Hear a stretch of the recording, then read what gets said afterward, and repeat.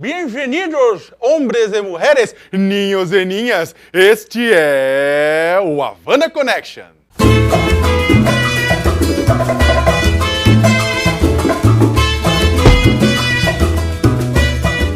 Depois de décadas, Cuba e Estados Unidos voltaram a ter relações diplomáticas. Essa mudança surpreendente inspirou este programa, que vai analisar o que está bombando no Brasil e no mundo sob um ponto de vista de esquerda. Seja lá o que significar ser de esquerda hoje em dia. Ao invés de atender ao pedido de ultraconservadores, vá pra Cuba, o programa trouxe Cuba pra cá. Para começar, apresento a equipe do programa, que nem precisaria de apresentações. O professor e coordenador do MTST, Guilherme Boulos, o jornalista e deputado federal, Jean Willis, e a jornalista e escritora, Laura Capriglione.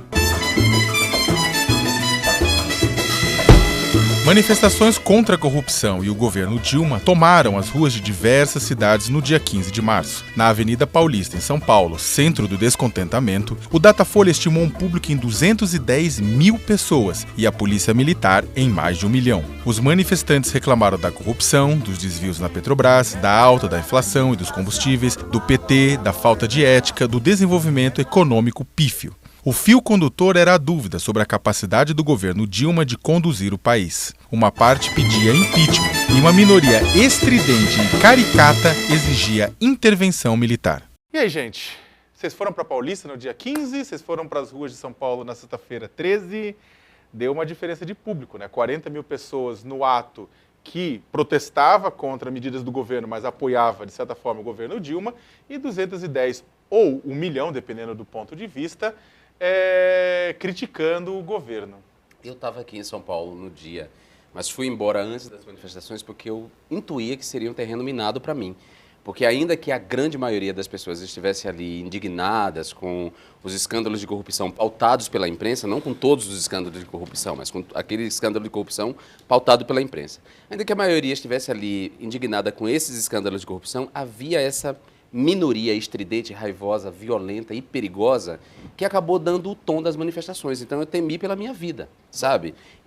Depois eu assisti uma série de vídeos com atos bastante violentos dessas pessoas em relação a outras que simplesmente discordavam delas, que estavam nas manifestações e discordavam. Mas é importante dizer uma coisa que a gente discordando, acho que todo mundo discorda de violência, de puxar golpe militar, mas o ato de domingo ele foi legítimo. Não, mas ninguém tem dúvida disso. Acho que a questão, Sakamoto, não é legitimidade, né? Eu acho que, inclusive, na comparação, quando vai se fazer com o dia 13, nós precisamos comparar as condições também. Esse ato do dia 15 foi convocado com antecedência pelos principais canais de televisão do país, né? E convocado, inclusive, em tempo real, ao vivo. Esse é um ponto que precisa ser considerado, né? Legítimo, é evidentemente legítimo fazer a luta contra a corrupção. É evidentemente legítimo exigir serviços públicos. Agora, isso foi canalizado, inclusive, não como fatos isolados, como alguns tentaram crer, inclusive em carros de som, né? E com um clima de ódio quase que predominante na Avenida Paulista, foi canalizado por um setor de direita, né? De ultradireita. Não, de direita não, de ultradireita. Acho que é até bom falar, porque existe uma diferença entre a direita liberal, existe uma direita constitucional no Brasil que, na verdade, pode até colocar a pauta de reivindicação contra o partido que está no poder, e eles têm legitimidade para isso. Não, eles podem colocar isso. Agora, o que apareceu lá na Avenida Paulista, né, foi de uma direita fascista, defendendo o golpe, atacando quem tivesse de vermelho, hostilizando, inclusive, jornalistas que não pensavam. Era uma ditadura de pensamento único, sim, que diziam estar denunciando, mas estavam praticando na Avenida Paulista. É importante que se diga. Sobre a legitimidade, eu acho que é evidente que essas pautas, uma pauta de denúncia da corrupção e principalmente uma pauta que apareceu pouco no domingo, que é uma pauta, por exemplo, de enfrentamento do ajuste fiscal e de medidas antipopulares, tem ampla legitimidade. Existe uma insatisfação popular no país com o que está sendo feito pelo atual governo. Isso é evidente. As pesquisas mostram, se vê nas ruas, há uma insatisfação ampla. Agora, essa insatisfação ela precisa ser tratada com saídas políticas, não oferecendo alternativas de ultradireita. Sabe, eu fui nos dois atos. Eu fui no ato do dia 13 e no ato do dia 15. Eu acho que a discussão de legitimidade... nós saímos da eleição presidencial com o país rachado. Então é óbvio que tem legitimidade um ato de protesto contra o governo, assim como é óbvio que tem legitimidade um ato que reúna os movimentos sociais exigindo a manutenção dos direitos. Eu acho que o que está em discussão não é bem isso. Porque eu acho que por mais que a Rede Globo, em particular, tenha tentado colocar a discussão de que ali estavam atos pela democracia dos dois lados, para mim é evidente que não foi. Eu acho que a gente tem que pegar e fazer essa discussão. Quer dizer, o que aconteceu no dia 15, eu acho que é o gravíssimo, é que não eram poucas as pessoas que lá dentro optaram pelos xingamentos misóginos, os xingamentos contra a mulher, contra a condição da Dilma de mulher, gritando palavras de baixo calão, pedindo golpe militar, pedindo a volta da tortura, homenageando torturadores até, como teve lá o Carlos Metralha. Tudo bem, mas acho que tem que tomar cuidado, e aí eu, para colocar um ponto, porque por mais que houvesse dentro do ato de domingo grupos nervosos, grupos extremistas, grupos até caricatos, né? A gente também não pode falar que o movimento inteiro de domingo, ele era isso, até por tomar cuidado, porque tinha um monte de gente lá dentro que está entrando na disputa política, está entrando na discussão política, e eu acho que ele tem que ser ouvido. Não, mas Leonardo, mas ninguém está dizendo isso. A questão é o seguinte, quando as pessoas silenciam ou aplaudem o tom que foi dado às manifestações, elas estão colaborando em última instância. Muitas podem não ter empunhado faixas pedindo intervenção militar ou faixas em inglês mal escrito, ofendendo a presidenta ou defendendo pautas ultraconservadoras. Mas quando elas silenciam, quando elas aplaudem, isso, ela está permitindo que o tom das manifestações sejam esses. E eu volto a dizer, assim, a corrupção é um mal a ser enfrentado, mas toda a corrupção. A incompetência na gestão pública tem que ser enfrentada, mas toda incompetência na gestão pública. Eu não vi, pelo menos nas fotos, na cobertura, uma faixa falando da crise hídrica ou do estresse hídrico em São Paulo. Ora, esse é um problema do governo estadual. Ao contrário, o governo estadual daqui liberou as catracas de metrô para que as pessoas fossem à manifestação. E a sua polícia militar estimou o público como nunca fez, né? Sempre joga para baixo em atos de movimento popular. Na parada do orgulho LGBT, o número é sempre jogado para baixo pela polícia militar, dessa vez jogou para cima. Ou seja, tem legitimidade, a democracia pressupõe a manifestação dessas pessoas, o país saiu rachado das eleições, do segundo turno das eleições, mas a verdade tem que ser dita. Essa manifestação ela foi movida subterraneamente pelos partidos de oposição de direita, o PSDB, o DEM estavam por trás, e até setores do PMDB estavam por trás dessas manifestações, e os grandes meios de comunicação fizeram uma cobertura com vocação. Isso é verdade. Fizeram. Sem falar do movimento subterrâneo nas redes sociais, WhatsApp, Facebook, que espalharam mentiras. Por exemplo, eu recebi umas 15 mensagens dizendo que a Dilma ia confiscar a poupança. Isso era mentira, ou seja, as pessoas usaram da mentira deslavada, da calúnia mesmo, para mobilizar, para disseminar o medo.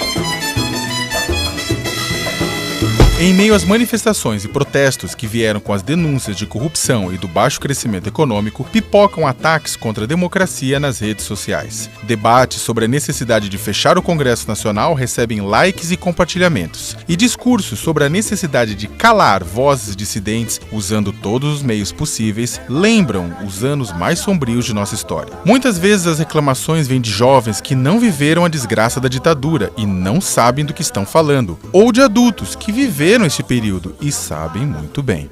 Houve um professor que fez um levantamento de algumas faixas e cartazes que apareceram e que estavam muito antes do domingo. E nós vimos impeachment tira Dilma, intervenção militar tira todos os bandidos, né? Fora Dilma, fora Supremo, queremos só o MP e a PF. Diga não à doutrina marxista nas escolas. Dilma, vá para Cuba que te pariu. Fora Trocadilho mal feito. Fora Paulo Freire. Essa do Paulo Freire foi que né? mais me doeu. Comunista é bom morto. Né? Então, veja, isso está nas redes sociais, já esteve baseado no anonimato em todos os últimos anos. Agora, o perigo é que isso agora está saindo das redes sociais e as pessoas estão dando as caras nas ruas para dizer as mesmas coisas. E o perigo é, por exemplo, um dos mentores intelectuais dessas pessoas que fizeram essas faixas é um garoto de 19 anos que ganhou espaço na Folha de São Paulo. A Folha de São Paulo deu espaço para um garoto de 19 anos, que é o mentor intelectual desse movimento, é um analfabeto político, que defende o Estado microscópico e toda essa ideologia ultraliberal. O outro é o Olavo de Carvalho, que é o wannabe filósofo. Quer dizer, a gente não pode imaginar que as pessoas possam ser diferentes, que elas não adoeçam na alma, não adoeçam no espírito, no intelecto, quando você tem como mentores essas pessoas. E quanto à morte, a menina do Guarujá morreu, foi linchada num vídeo que foi também compartilhado por causa das redes sociais. Você sabe o que eu acho? Eu acho que o que me surpreendeu mais era a absoluta contradição que você tinha entre o discurso sobre a narrativa sobre o ato do dia 15 e o que a gente estava vendo na rua. Quer dizer, o ato se dizia um ato pela democracia. Você entrava lá e você via esse monte de faixas. Intervenção militar, golpe militar já, fim do fechamento, fim do Congresso, enfim, fim dos partidos, um monte de gritos que não eram contra o governo Dilma, eram contra a democracia, estrito sensu, entendeu? Quer dizer, isso não são categorias... E até a gente chegar a esse ponto, da homenagem ao torturador, que foi apresentado no carro de som como um herói nacional e que teve que posar para selfies com 800 pessoas, sendo apresentado como torturador. Quer dizer, então essa contradição mostra que esse ato, ele não foi um ato só mentiroso, mas ele cultuou a mentira. Quer dizer, ele falava que era a favor da democracia, era outra coisa. Não, também verdade seja dita, gente, vamos considerar uma coisa, que os ataques sistemáticos à honra, à verdade, à credibilidade, elas partem de ultradireita, partem da esquerda, ultra-esquerda, partem dos dois lados. Você vai pegar... Não, vamos ser sinceros, porque é o seguinte também, deixar claro, a gente conversa com colegas nossos que têm outros posicionamentos ideológicos e muitas vezes o que eles sofrem também desse ataque sistemático vindo, entre aspas, de uma parte da esquerda meio cuca, maluca, é também tão grave quanto mas é desproporcional. Desproporcional numericamente, mas ele também sofre. Olha, eu concordo com o Sakamoto. Pode ser desproporcional, mas tem sim. A burrice não é exclusividade da ultradireita. A burrice não é monopólio de ninguém. Não é monopólio da ultradireita. É verdade, Jean. Mas, olha, o que nós temos vivido no último período, e particularmente nas últimas semanas no país, é uma ofensiva brutal e categórica da direita. Sim. Por isso eu acho que nós temos que fazer a diferenciação, porque é o que está ocorrendo, é o momento do país. Não, eu acho que está atingindo um nível de violência que eu tenho medo que pode acontecer com essa polarização extrema. Tenho medo, essa frase não acaba bem. Não, eu tenho medo. A nossa Regina Duarte. Não, porque olha, gente, olha, o que eu vou colocar, só para colocar o seguinte, olha, nas últimas semanas, eu fui ameaçado de morte, eu fui ameaçado de espancamento, e, meses atrás eu fui cuspido na rua, eu fui perseguido na rua, eu tive que bloquear a área de comentários do blog por conta exatamente da exacerbação da intolerância que tornou aquilo um espaço inútil. Desculpa para os leitores que estão assistindo a gente agora, eu até fico triste de falar isso, mas eu tinha leitores que ajudavam muito o debate, mas acabou se tornando um espaço inútil. Então, é claro que esse exacerbamento a gente não sabe o que pode acontecer, mas o meu medo é exatamente aonde pode chegar toda essa violência. Né? Eu acho burro da parte da esquerda, eu acho que a maior burrice que a esquerda pode cometer agora, nesse exato momento, é achar que todo aquele monte de gente que estava na Paulista pensa a favor do golpe de direita, então, do golpe militar. Eu estava na Paulista e tive a oportunidade de ver altercações sérias entre manifestantes mesmo. Um cara todo bombado, com roupa militar e tal, defendendo o golpe militar já, porque ele falava assim, para que impeachment? Vamos pôr o Temer, depois vamos pôr o Eduardo Cunha, depois vamos pôr o Renan. Então vamos para o golpe militar logo direto, intervenção militar já. E eu vi uma mulher furiosa, defendendo a democracia no meio ali da coisa. Então, eu acho que a esquerda, o governo, as forças não podem pegar e achar que todo mundo ali é torturador, é ditador, essas coisas. E tem que abrir, de fato, um diálogo com essas insatisfações que tem na sociedade. Eu tenho acordo com o que disse também a Laura, no sentido de que é preciso reconhecer a legitimidade das pautas. Agora é preciso apresentar saídas, que não sejam saídas unilaterais, burras, tudo... Fora PT virou clichê e saída para tudo. É coringa dizer fora PT. É corrupção? Então vamos fazer reforma política com o fim do financiamento privado de campanha. Quem é que vem? O problema é qual? O problema é que está aumentando as tarifas, está fazendo ajuste, não tem dinheiro para educação. Vamos defender a taxação das grandes fortunas. Né? Então, nós temos que apresentar um projeto político para lidar com essas insatisfações. Uma série de projetos na Câmara dos Deputados propõe a redução da maioridade penal de 18 para 16 anos, como uma das soluções para a violência. Faz um tempo, uma pesquisa Datafolha apontou que 93% dos moradores da capital paulista concordavam com a medida. Dos que concordavam com essa redução, 35% defendiam que a idade fosse rebaixada a uma faixa de 13 a 15 anos e 9% para 12 anos. Só 6 ficaram contra a medida. Bom, o que eu acho é o seguinte, é incrível que essa é a saída mais, digamos, já que nós estamos falando de inteligência e burrice, é a saída mais burra que tem, porque de fato o que a gente tem, por exemplo, no estado de São Paulo, a gente já tem uma população carcerária de jovens na Fundação Casa, que é impressionante, o regime de vida desses meninos. Eu tive a oportunidade de entrevistar um pesquisador sobre a Fundação Casa, que acompanha a Fundação Casa desde a época da antiga FEBEM, e aquilo ali são cadeias. A pessoa que dirige a Fundação Casa é uma mulher que veio da antiga Secretaria de Administração Penitenciária. O choquinho que entra lá para reprimir quando há alguma rebelião é igualzinho o chocão que entra para reprimir as rebeliões de adultos e tal. O PCC está presente dentro também das fundações Casa. Então, quer dizer, na verdade, é a típica saída burra. Esse tema é um tema que é alvo de muita manipulação, deturpação, principalmente por parte do jornalismo de polícia, do jornalismo Exatamente. que cobre os fatos da polícia. Eu quero trazer uns dados aqui da Unicef, que é o Fundo das Nações Unidas para a Infância, certo? O fundo diz que os adolescentes no Brasil hoje são mais vítimas do que autores de violência. Dos 21 milhões de adolescentes brasileiros, apenas 0,013, vou repetir, dos 21 milhões de adolescentes brasileiros, apenas 0,013% cometeu atos contra a vida. Na verdade, esses adolescentes, estão sendo mais assassinados do que cometendo crimes. Então, há uma deturpação, as pessoas estão passando uma mentira, como se fosse verdade, a ideia de que o crime aumentou por causa dos menores, quando, na verdade, a participação dos menores no total de homicídios é muito baixa. E na prática, quem está morrendo, se a gente for pegar o perfil da vítima que está morrendo, são adolescentes. Não, e você não falou um detalhe, só completando, um detalhe que é o seguinte, muitas vezes a culpa sobre um determinado, quando a casa cai, é comum você colocar a culpa no adolescente. E aí os outros participantes do grupo colocaram a culpa no adolescente. Então, até mesmo essa estatística, que já é baixíssima, do envolvimento de adolescentes em crime de morte, certamente está inflada porque eles são inculpados por outros autores. Não, o que eu acho que nós precisamos compreender também é que esse cenário de recolocar na pauta do Congresso Nacional o tema da redução da maioridade penal não é algo isolado, não é episódico, né? Ao mesmo tempo está havendo uma ofensiva de vários projetos de lei. Eu queria destacar aqui, por exemplo, a PL 4330, que praticamente acaba com a CLT, com a lei trabalhista do país. Está para ser votado o mês que vem na surdina. Então, há a contra-reforma política que legaliza financiamento empresarial de campanha. Há uma ofensiva, né, conservadora no Congresso Nacional para aprovar pautas antipopulares e contra os direitos humanos. Então, o que você está falando é que a gente pode esperar que nos próximos 4 anos o Brasil, graças ao Congresso Nacional, vai dar ré?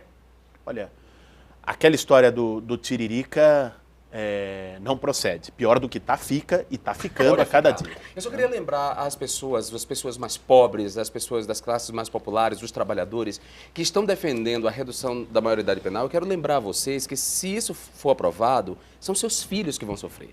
Porque ninguém pode imaginar que os filhos dos ricos, das elites econômicas desse país, serão apenados por crimes que eles, porventura, venham a cometer. Não, essa é uma maneira de criminalizar mais uma vez a pobreza. Não, vamos lembrar os meninos que puseram fogo no índio. O que aconteceu com eles? Pois é. Dizer, então, essa questão, a questão da divisão, da diferença que a justiça faz entre a população pobre e a população rica é um fato. Sim.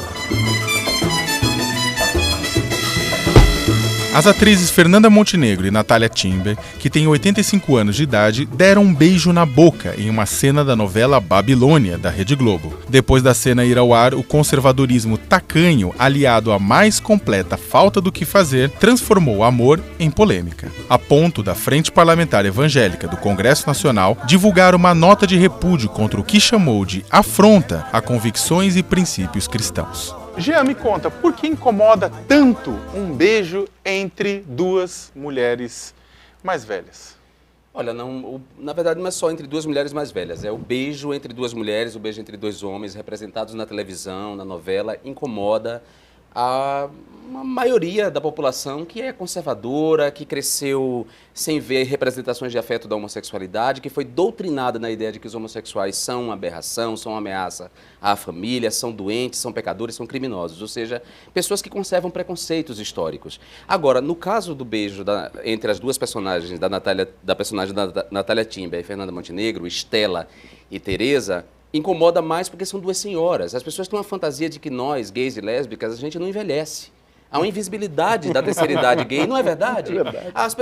Teve um que comentou lá no meu post, assim, eu fiz uma postagem, eu não sabia que lésbicas envelheciam, que tinha lésbica velha. Eu falei, não, É que nem amado. anão. Anão não envelhece. As pessoas Lésbica têm- também não. Não, lésbica, nem Né? gay envelhece, quer dizer, as pessoas têm uma fantasia maluca.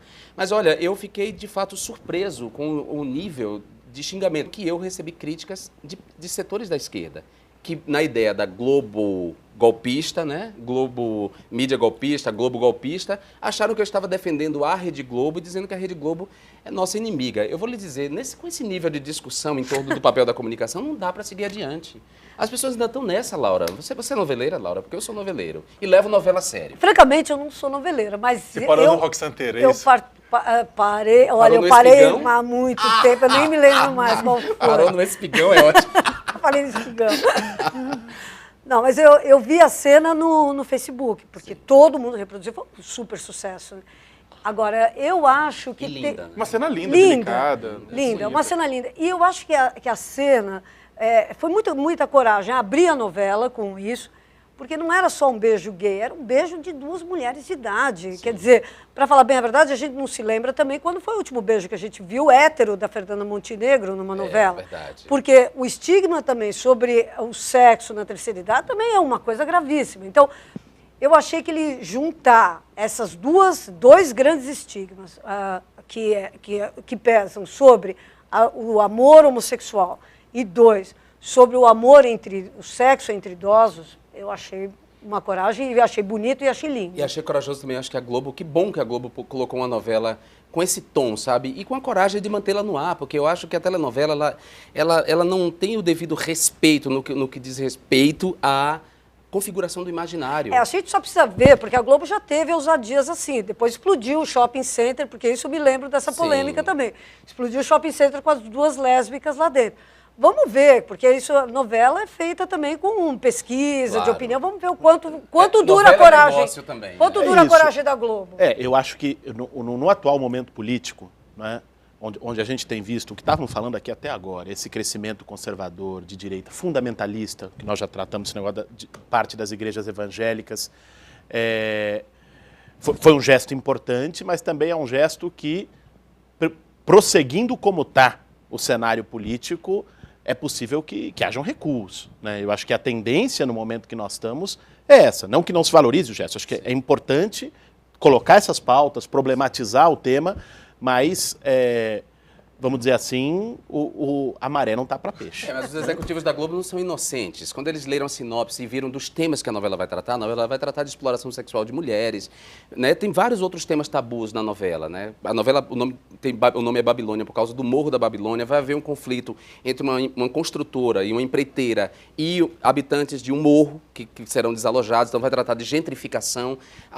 Os executivos sabem os temas da novela. Não creio que eles vão recuar. Acho que eles decidiram comprar a briga e que bom que uma dimensão da cultura está comprando a briga. Eu acho que, de fato, nós não podemos ter uma postura fundamentalista. Agora, também nós não podemos ignorar, quando se trata disso, o outro lado. A Globo, falar, olha, não podemos, então a Globo é golpista. A Globo exerce um papel golpista, não pela primeira vez, já exerceu em vários outros momentos da sociedade, apoiou a ditadura militar, representa os interesses econômicos mais nefastos e políticos mais conservadores e atrasados. Concordo né? inteiramente. Então, acho que nós temos que fazer esse contraponto. Mas no momento em que Dilma engavetava o projeto Escola Sem Homofobia, por pressão da bancada evangélica que compõe a base dela, quem sustentou publicamente a discussão sobre a criminalização e a violência contra os homossexuais foi a novela Insensato Coração, dos mesmos autores de Babilônia. Ou seja, a gente tem que tratar a comunicação com mais complexidade.